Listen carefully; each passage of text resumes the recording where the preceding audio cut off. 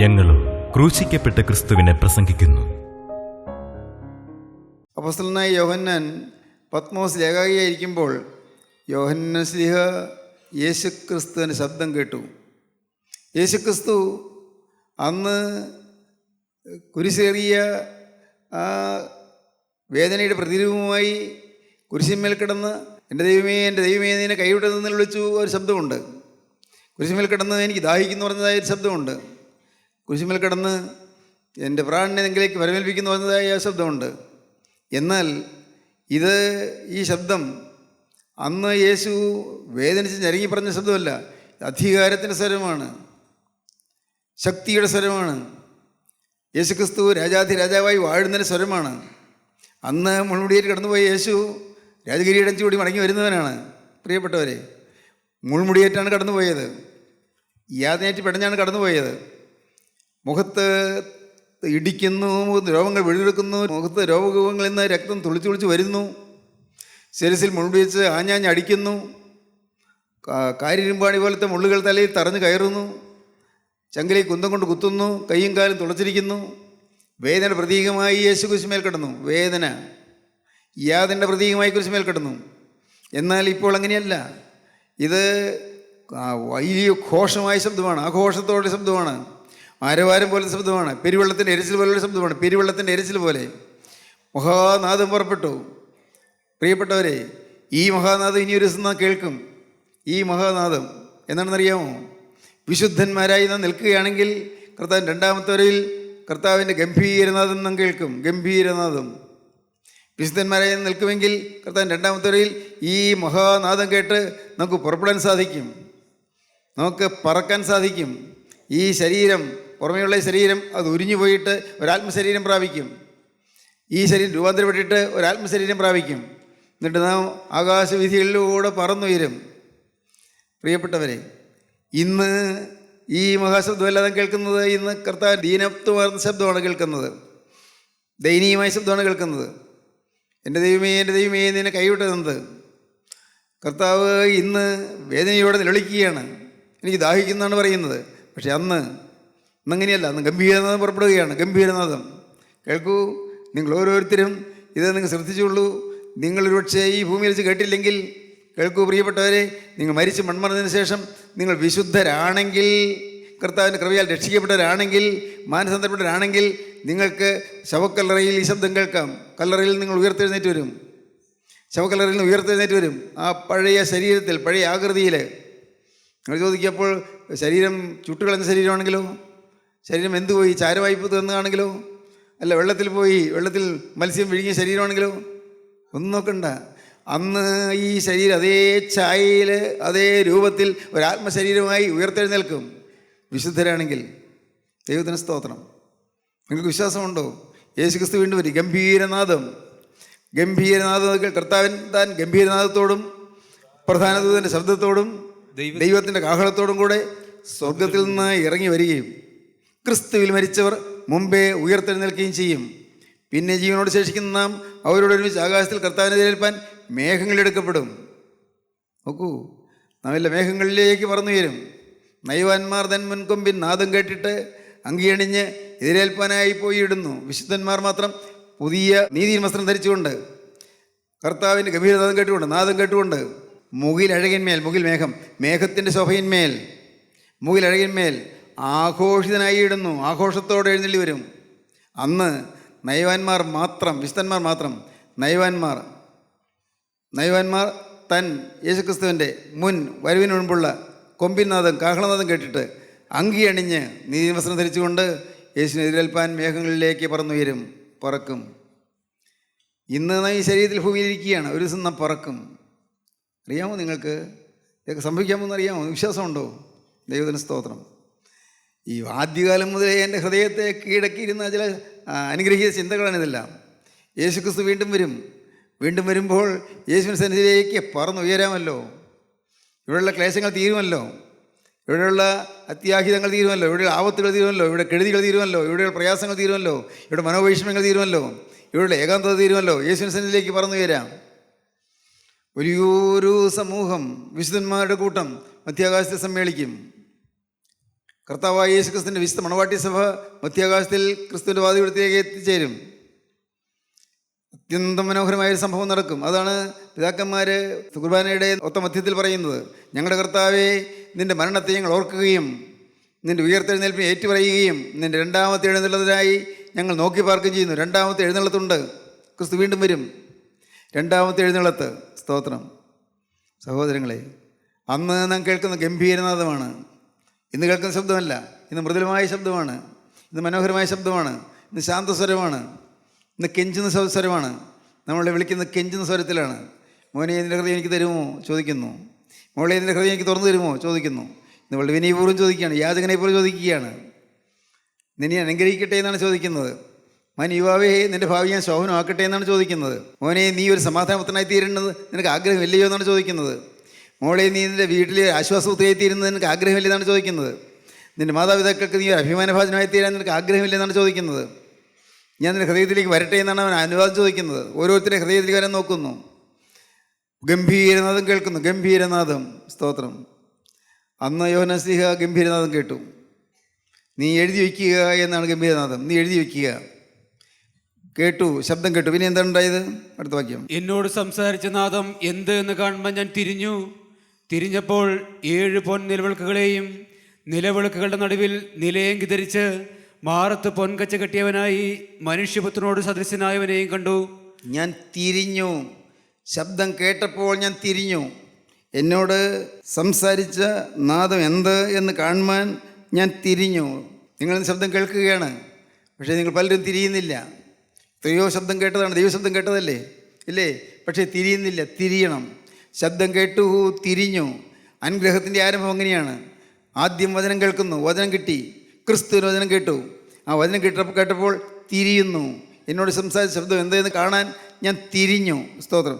എന്നോട് സംസാരിച്ച നാദം എന്ത് എന്ന് കാണുവാൻ ഞാൻ തിരിഞ്ഞു. ഈ നാദം എന്ത്? ഒരു ശബ്ദമേ കേട്ടുള്ളൂ, ആളെ കണ്ടില്ല.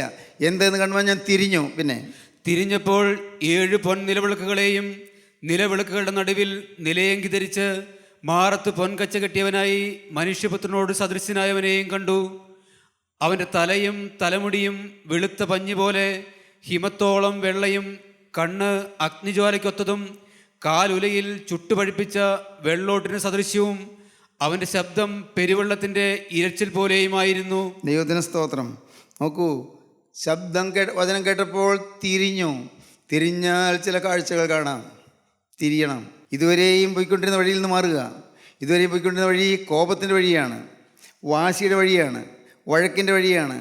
ഇതുവരെയും പോയിരുന്ന വഴി വൈരാഗ്യത്തിൻ്റെ വഴിയാണ്. ഇതുവരെയും പോയിരുന്ന വഴി അശുദ്ധിയുടെ വഴിയാണ്. ഇതുവരെയും പോയിരുന്ന വഴി പാപത്തിൻ്റെ വഴിയാണ്. എത്രയോ ഹീനമായ ജീവിതമായിരുന്നു നമ്മുടേത്. ഓർത്ത് നോക്കൂ. അതിൽ നാം തിരിയണമെന്നാണ് കർത്താവ് പറയുന്നത്. ഇങ്ങനെ പോയാൽ നരകത്തിൻ്റെ പടുകുഴിയിലേക്ക് നീ വീഴാൻ പോവുകയാണ് കർത്താവ് കാണുന്നത്. ഇന്നത്തെ സ്ഥിതിയിൽ നീ പോയാൽ നിൻ്റെ ജീവിതത്തിലെ പാവം മാറാത്തതുകൊണ്ട് നരകത്തിൻ്റെ ഭീകരാഗ്നിയിലേക്ക് നീ നീങ്ങുകയാണ്. ദൈവത്തിന് സ്തോത്രം. തിരിഞ്ഞാൽ അത്ഭുതങ്ങൾ കാണും, അത്ഭുതങ്ങൾ നടക്കും. സ്തോത്രം. ഇന്ന് തിരിയാൻ നിങ്ങൾക്ക് സാധിക്കുമോ? മനം തിരിയുക. മനുഷ്യ ലഭിക്കാവുന്ന ഏറ്റവും വലിയ ഭാഗ്യം മനം തിരിവാണ്. മാനസാന്തരം. അപ്പോസ്തല പ്രവൃത്തി 17-ാം അധ്യായം 30-ാം വാക്യം വായിക്കാം. 17-ാം അധ്യായം 30-ാം വാക്യം. അപ്പോസ്തല പ്രവൃത്തി 17-ാം അധ്യായം 30-ാം വാക്യം.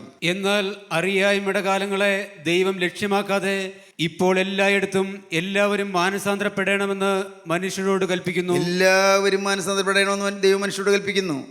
ഇപ്പോൾ എല്ലായിടത്തും എല്ലാവരും മാനസാന്തരപ്പെടണമെന്ന് ദൈവം മനുഷ്യരോട് കൽപ്പിക്കുന്നു. പ്രിയപ്പെട്ടവരെ, മാനസാന്തരപ്പെട്ടവരായി തീരുവീൻ.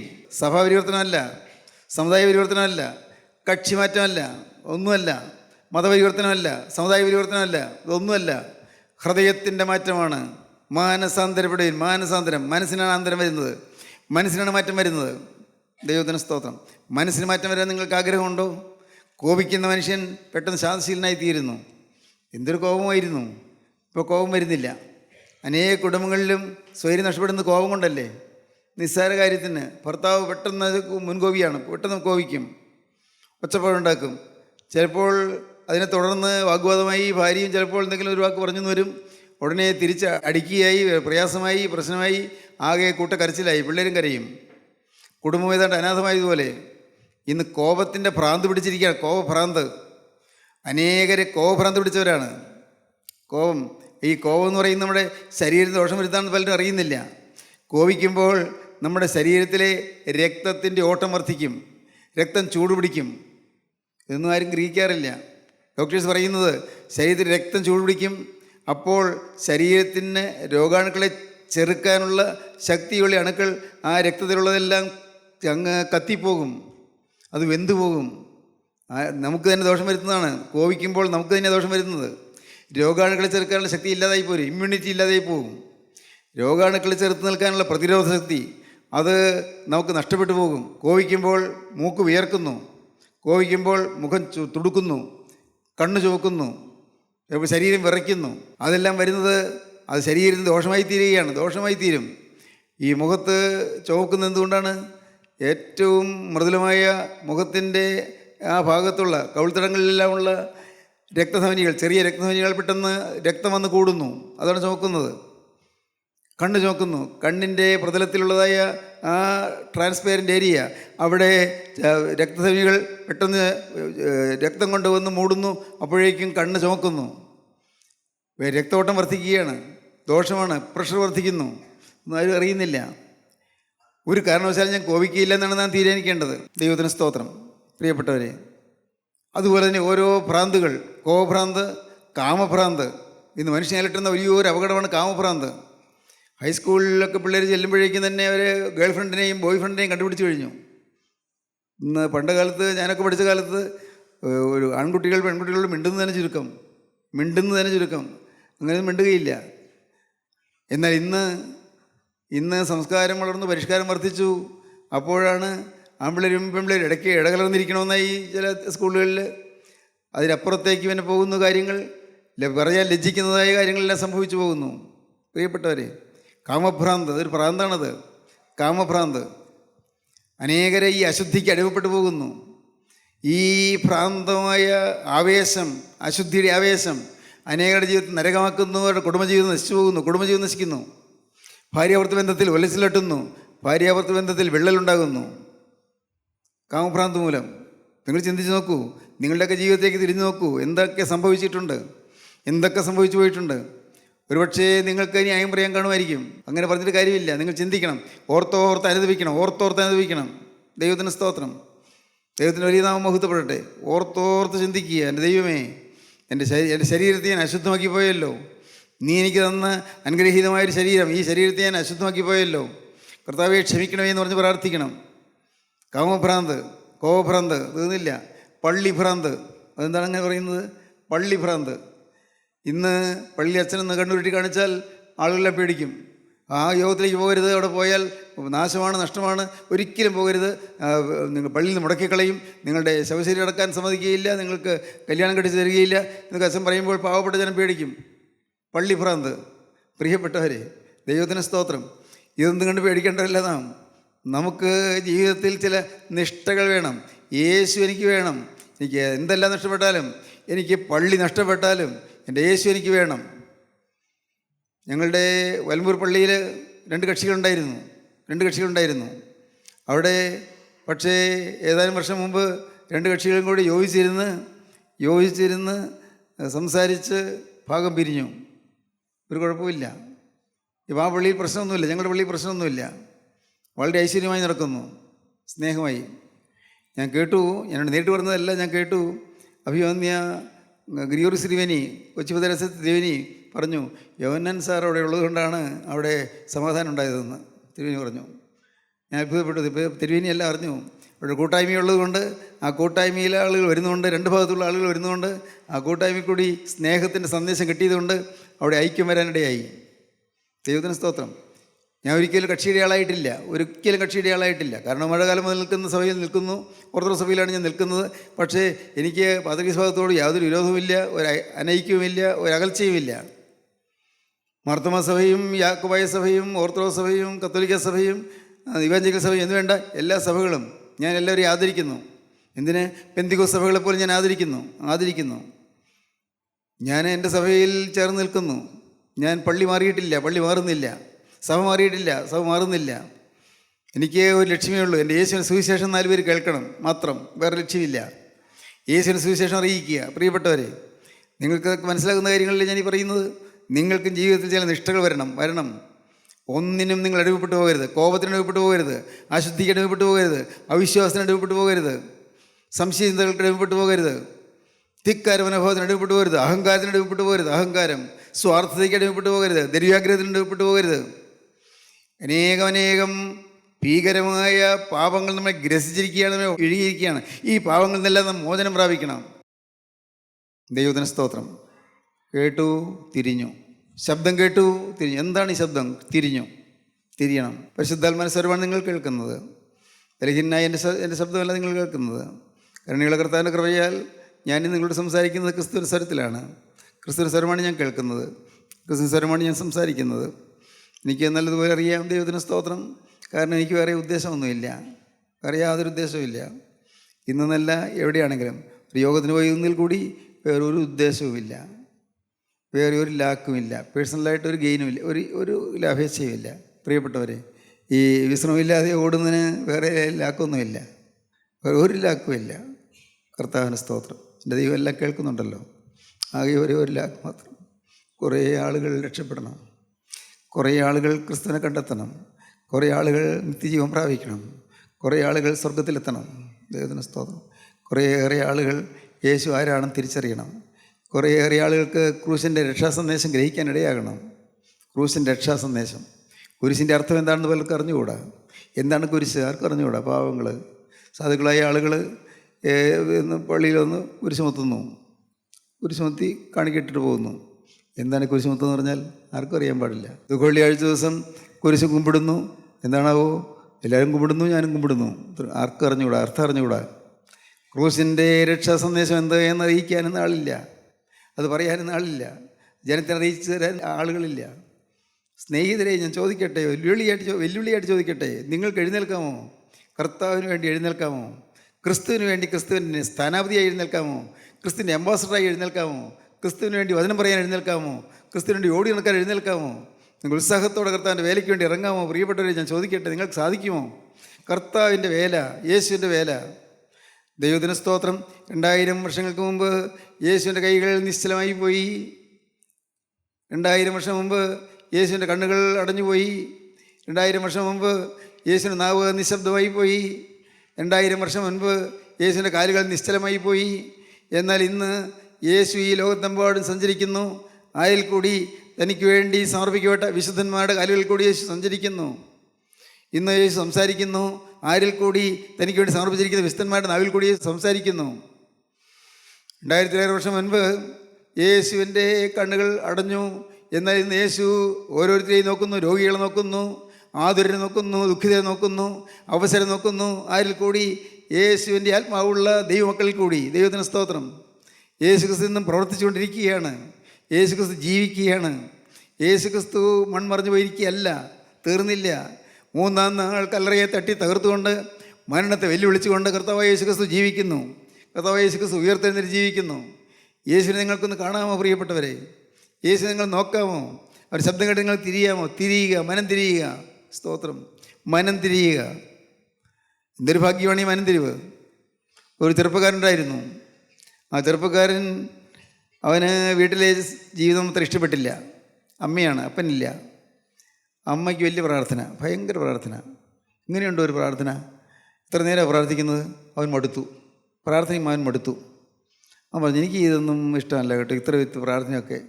എനിക്കങ്ങനെ ദൈവത്തിൽ വിശ്വാസമൊന്നുമില്ല, ഞാൻ പ്രാർത്ഥിക്കുന്നില്ല.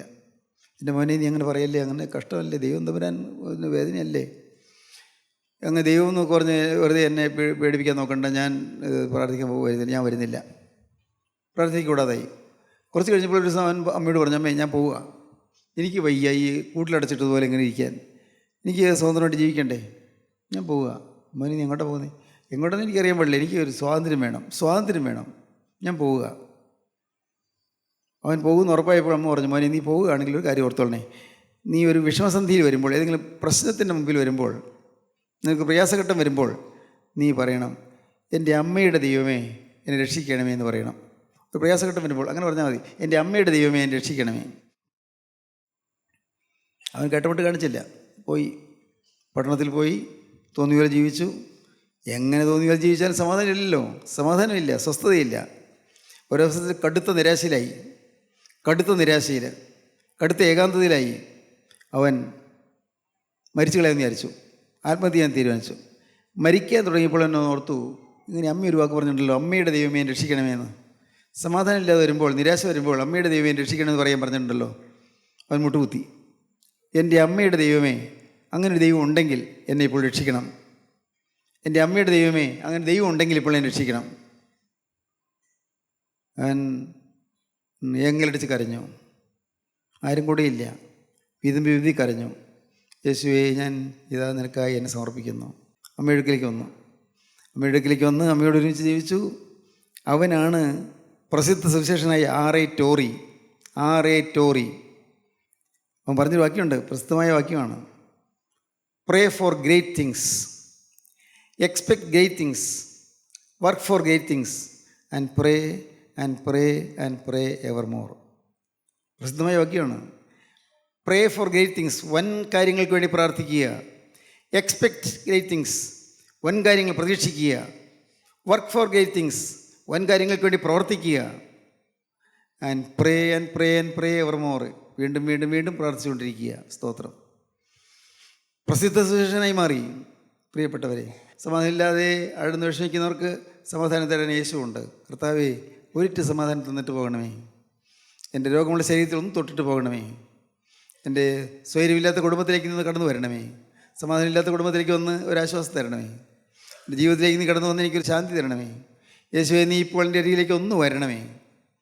അതാ നൂറ്റാണ്ടുകൾക്ക് മുൻപ് നിൻ്റെ അരികിലേക്ക് വന്ന് എല്ലാവർക്കും ആശ്വാസം കൊടുത്തവനായ യേശുവേ, ഇന്ന് ഞാനിതാ നിൻ്റെ സമീപത്തേക്ക് വന്നുകൊണ്ട് നിൻ്റെ സന്നിധിയിൽ വീണുകൊണ്ട് തൃപ്പാദം ചുംബിച്ചുകൊണ്ട് ഞാൻ പറയുകയാണ്, നാഥ, ഇന്ന് നീ എനിക്ക് സമാധാനം തരണമേ. നാഥ, നീ എന്നെ സഹായിക്കണമേ. ഞാൻ അഴലുന്നവനായി വലയുന്നവനായി രാത്രി മുമ്പാകെ വന്നിരിക്കുന്നു. അനേകം പാരവശ്യങ്ങൾ, ദുഃഖത്തിൻ്റെ കാര്യങ്ങൾ, അനേകം പാരവശ്യങ്ങൾ, ആകുലങ്ങളുടെ കാര്യങ്ങൾ, അനേകം പരവശതകൾ എൻ്റെ ജീവിതത്തിലുണ്ട്. പരവശതകൾ. കർത്താവേ, നീ എന്നെ തൊടണമേ. നിൻ്റെ ആണിപ്പാളുടെ കരൻ്റെ തൊടണമേ. നാഥ, തിരുമുമ്പാകെ വരാൻ ഞാൻ യോഗ്യനല്ല. അനേകം പാവങ്ങൾക്ക് എനിക്ക് വന്നുപോയി. കർത്താവേ, എൻ്റെ ജീവിതം അഴുക്ക് പിടിച്ചതാണ്. അനേകം ദുശ്ശീലങ്ങളിലേക്ക് വന്നുപോയി. ഞാൻ ചിലരെ ഉപദ്രവിച്ചിട്ടുണ്ട്, ചിലർക്ക് ദോഷം ചെയ്തിട്ടുണ്ട്. കർത്താവേ, എൻ്റെ ജീവിതത്തിലെ എൻ്റെ വാക്കുകൾ ചിലരെ നൊമ്പരപ്പെടുത്തിയിട്ടുണ്ട്, ചിലരെ മുറിവേൽപ്പിച്ചിട്ടുണ്ട്. എൻ്റെ കരുണയുള്ള കർത്താവേ, ഞാൻ ചിലരെ ദ്രോഹിച്ചിട്ടുണ്ട്, ചിലരുടെ ശത്രുത്വം പുലർത്തിയിട്ടുണ്ട്.